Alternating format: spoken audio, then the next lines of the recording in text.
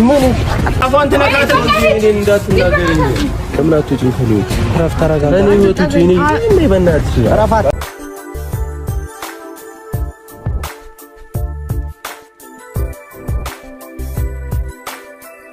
ዛሬ እንግዲህ ብሩክ በሱ ቤት ቪዲዮ ለቋል ማለት ነው። ፍፄ እንግዲህ ዛሬ ጠርቶ የእዩን ፍቅረኛ ወይም ስሙን ታውቁታላችሁና ቢናን ማለት ነውና እጅግ በጣም ያልተጠበቀ ነገር ነው የታየው ዛሬም ማለት ነው ቤተሰብና ይሄ ነገር ግን ወዴት እየሄድ ነው? ጭራሽ ትናንትና የልጁ አባት ነኝ ብሎ መጥቶ ዛሬ ደግሞ ከብሩክ ጋር መደባደቡ አጀብ ያስብላል።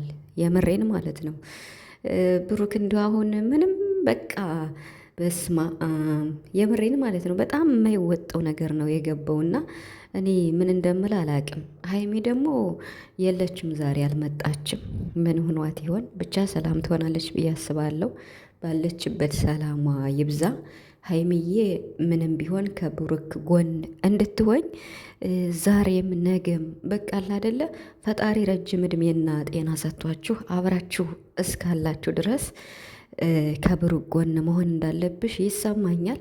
ሜቢ ዛሬ አልመቻት ብሎ ይሆናል አልመጣችም ሀይሚ ማለት ነው። እና እስካሁን ብቻ ግን እኔ የዛሬው በጣም ገርሞኛል። ቤተሰብ ግን ደግሞ ብሩክ ትዕግስቱ አሁን እንዴት ነው ለእዩ የነበረው የትዕግስት ከልክ ያለፈ ትዕግስት በሱ ሞራል ላይ እንድትረማመድ አድርጎታልና አሁን ደግሞ ዛሬ የእሷ ፍቅረኛ ወይም ቢና ማለት ነውና ብሩክን ወጥሮ ይዞታል።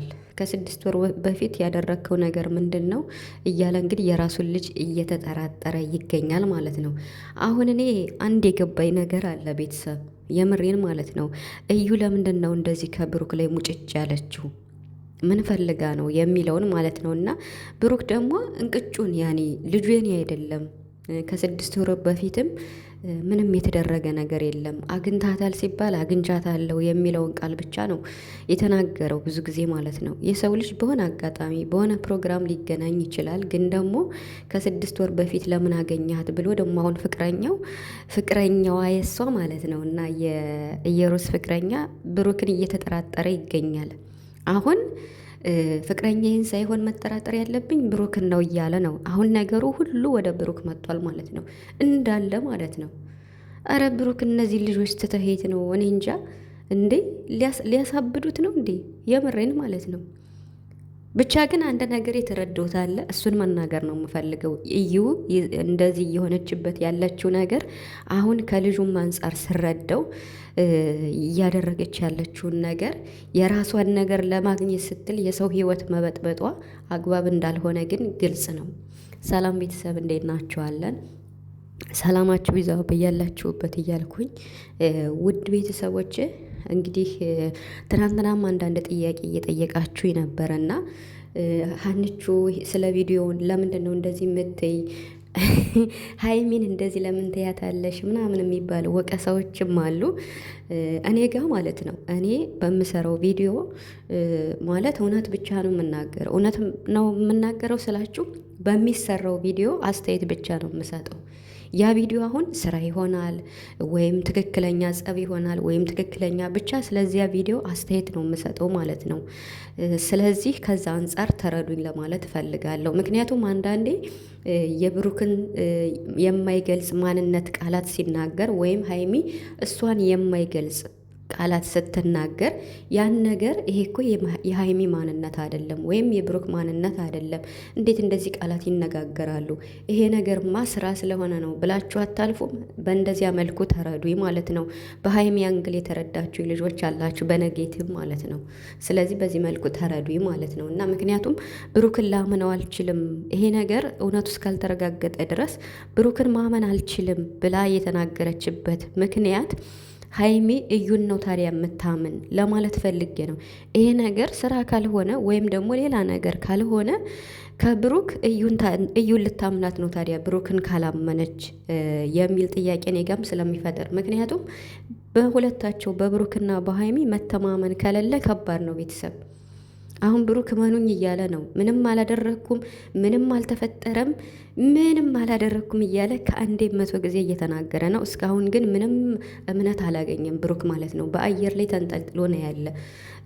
በዛ ላይ የእዩ ማለት አይን ያወጣ እንደዚህ የምትናገረው ነገር በጣም በቃ ደንበር እያለፈች ነው እዩ ማለት ነው። የምሬን ማለት ነው።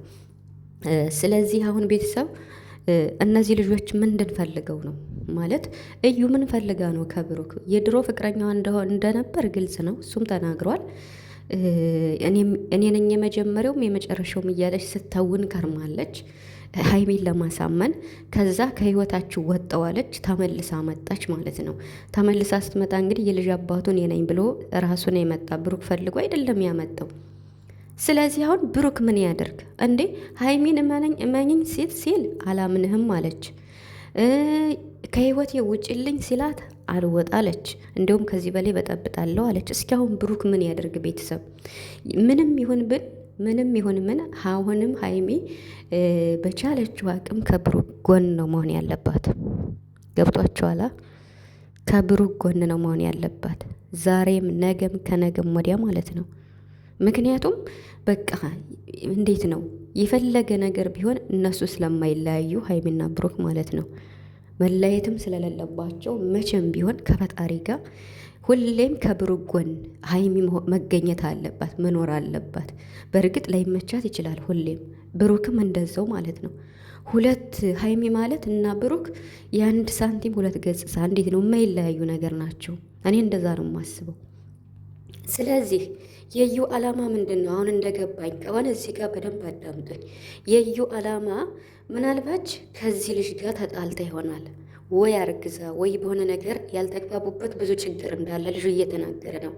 ታዲያ ጓደኛዋን ለመመለስ ስትል ወይ አስረግዟ ትቷት ሄዶ የሆነ ችግር ተፈጥሯል ብሏል። ተለያይተውም ሊሆን ይችላል፣ አይዶን ነው።